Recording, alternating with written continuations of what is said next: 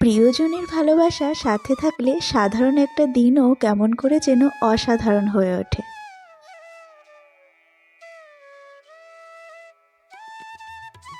নমস্কার, আমি রিয়া। আর রিয়াজ ওয়ার্ল্ডের তোমাদের সবাইকে আরও একবার অভিনন্দন। আজকে আরেকটা নতুন দিনের নতুন গল্প তোমাদের সাথে আমি শেয়ার করতে এসে গেছি। আর আজ কিন্তু রবিবার। আমি সকালবেলা ঘুম থেকে উঠে বিছানাপত্রগুলো গুছিয়ে নিয়েছি।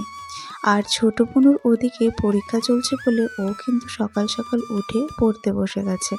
এখন আমি দাঁত ব্রাশ করে তারপর লেবু আর মধু দেওয়া উষ্ণ জলটা খেয়ে চলে এসেছি এক্সারসাইজ করতে। আর আজকে না আমারও শরীরটা তেমন ভালো নেই, তাই বেশি কিছু এক্সারসাইজ করব না, হালকা পাতলা কিছু এক্সারসাইজ করে নেব।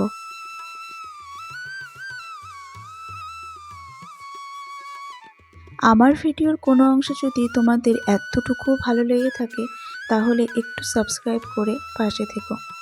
আর যদি ভালো নাও লাগে তাহলেও বলবো যে স্কিপ না করে দেখতে থাকো, একসময় তোমাদের আমাকে ভালো লেগেই যাবে। দেখো, এই ইউটিউবে আসাটা কিন্তু আমার কাছে পেশা নয়। আমি ভিডিও বানাতে ভালোবাসি আর সেটা তোমাদের সাথে শেয়ার করতে চাই বলেই কিন্তু ভিডিও আমি বানাই। তাই তোমরা যদি আমার ভিডিওতে একটু লাইক করে দাও আর শেয়ার করে দাও, আর যারা ভিডিও দেখছো আমি অনেকেই জানি যে তোমরা সাবস্ক্রাইব এখনও অবধি করোনি, তাই যদি সাবস্ক্রাইব করে দাও তাহলে আমি এগুলো দেখে বেশি বেশি করে মোটিভেটেড হই আর ভিডিও বানানোর জন্য কিন্তু বেশি বেশি উৎসাহ পাই। তাই তোমাদের কাছে আমার এতটুকুই রিকোয়েস্ট যে একটু সাবস্ক্রাইব করে আমার পাশে থেকো আর ভিডিওটা একদম স্কিপ না করে প্রথম থেকে শেষ অবধি দেখো। এবার আবারও চলে আসি আজকের ভিডিওতে। দেখো, আমি কিন্তু তোমাদের আগেই বলেছিলাম যে এক্সারসাইজ না করলে আমার একদমই ভালো লাগে না। তাই শরীরটা হাজার খারাপ থাকা সত্ত্বেও কিন্তু আমি হালকা করে এক্সারসাইজ করে নিচ্ছি। ওই যে বলেছিলাম, এক্সারসাইজ না করলে, মর্নিং ওয়াক না করলে মনে হয় যেন আমি কিছু একটা করিনি। আর দেখো, এক্সারসাইজ করা হয়ে গেছে আর আমি এই চা করে বাবাকে দিয়ে দেব এখন। আমাদের বাড়িতে ঘরেই কিন্তু দই পাতা হয়, আর সেটা কিন্তু আমার মা খুব সুন্দর করে করে, একদম দোকানের মতো দই তৈরি হয়। আর এই দিকে দেখো ভাতটাও হয়ে গেছে, মা এদিকে মাছ ভাজাগুলো বসিয়ে দিয়েছে, কারণ ছোটো বোনুর পড়তে পড়তে অনেকটা খিদে পেয়ে গেছে আর অনেকটা বেলাও যেহেতু গড়িয়ে গেছে, সবারই একটু আধটু খিদে পেয়ে গেছে, খেতে দিতে হবে। তো সেই কারণে দেখো আমিও চলে এসেছি কিন্তু রান্নার এই দিকে। আজকে রবিবার আর ছোটো বোনের যেহেতু পরীক্ষা, তাই আমি ভেবেছিলাম যে আজকে রান্নার দিকটা আমিই সামলাবো। কিন্তু দেখো কি অবস্থা, আমার নিজেরই শরীরটা হঠাৎ করে খারাপ লাগছে। তাই আমি মাকে হাজারও বারণ করলাম যে তোমার রান্নাঘরের এদিকটায় আসতে হবে না, আমি সমস্ত কিছু দেখে নিচ্ছি। কিন্তু ওই যে মা তো মাই হয়, মা বললো না থাক, তুই একা পারবি না, তোর শরীরটা খারাপ, চল আমিও পাশে থাকবো, একটু আধটু দেখিয়ে দেবো আর তুই করবি। আর এদিকে দেখো বাবা আর ঠাকুমাও কিন্তু খেতে বসে পড়েছে সকালের খাবার।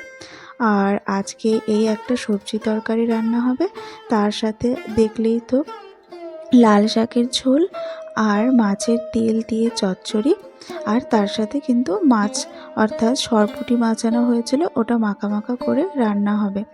আর এই যে সবজিগুলো সেদ্ধ করতে বসিয়ে দেওয়া হয়েছে, আমার মা বলে এটাকে নাকি ঢালা সোমবার দেওয়া পদ্ধতি বলে। আর যারা বাংলাদেশের মানুষ তারা নাকি এইভাবেই ভীষণ সুন্দরভাবে রান্না করে আর খেতেও নাকি দারুণ লাগে।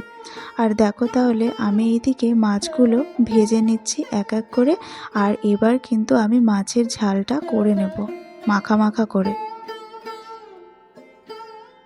রান্না বান্না হয়ে যাওয়ার পর তারপর আমি এই রান্নাঘরটাও ভালো করে পরিষ্কার করে নিচ্ছি, তারপর ওভেনটা ঢেকে রেখে দিলাম।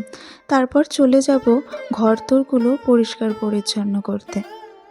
দেখো, আজকে রবিবার, তো একটু ভালো করে সমস্ত কিছু সময় নিয়ে পরিষ্কার করছি, কারণ অন্য দিন তাড়াহুড়ো করে যেহেতু করা হয় অতটা কিন্তু সময় পাওয়া যায় না।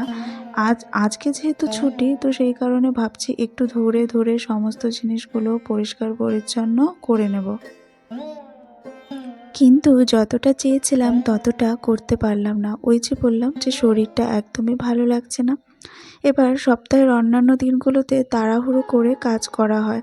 অতটা হয়তো ভালো করে তাই সবকিছু করে ওঠা সম্ভব হয় না। আর একটা দিন ছুটি থাকলে মনে হয় কি যে ওই দিনই কিন্তু সব কাজগুলো ভালোভাবে করে নেব। আর সেই দিনটাও যদি শরীর খারাপ লাগে তখন তো কোনো কাজই আর ঠিকঠাক হয় না।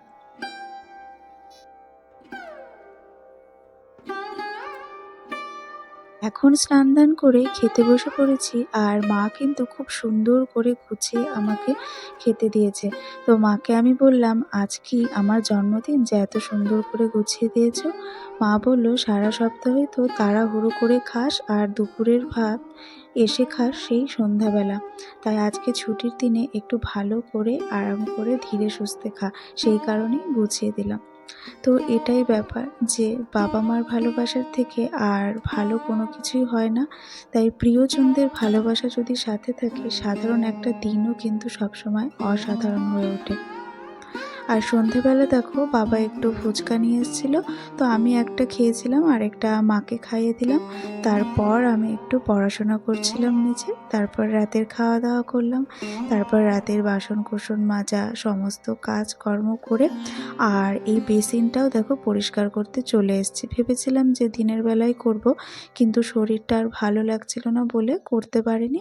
আর এখন সমস্ত কিছু আবার গুছিয়ে গাছিয়ে রাখছি। আজকের ভিডিওটা এখানেই শেষ করলাম। সকলেই ভালো থেকো আর অনেক অনেক সুস্থ থেকো। টাটা।